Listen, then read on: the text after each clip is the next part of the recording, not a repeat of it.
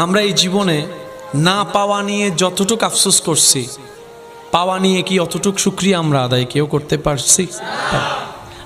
আমাদের জীবনে এত দুঃখ কষ্ট কেন জানেন? বেশিরভাগ দুঃখ কষ্টর সৃষ্টি আমরাই করি। আমরা সিস্টেমে চলতে পারি না, ভাবতে পারি না, চিন্তা করতে পারি না। একটু খেয়াল করবেন, আমি সবার উদ্দেশ্যে বলছি, মিলিয়ে নেবেন। কি কি পাই নাই, কোন কোন চাওয়া পূরণ হয় নাই, সেটা ভেবে জীবনে অনেক মন খারাপ করেছি, আমরা অনেক কষ্ট পেয়েছি।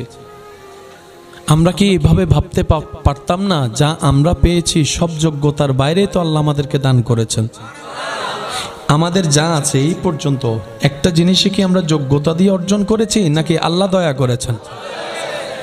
বিপদ আপদ দিয়ে মন খারাপ অনেক করেছি, কিন্তু আমাদের রহমান আমাদের অজান্তে কত বিপদ থেকে আমাদেরকে রক্ষা করেছেন আমরা খেয়ালও করি নাই।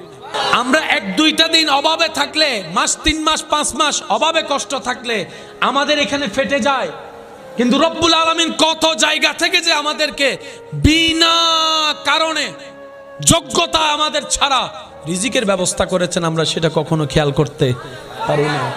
রব বলে নেগেটিভ কেন দেখোস, পজিটিভ দেখ না। 1 মাস অসুস্থ আসোস এটা কেন ভাবতেছস? 3 বছর যে তোরে সুস্থ রাখছি, 30 বছর যে ভালো রাখছি, এটা একটু দেখ না।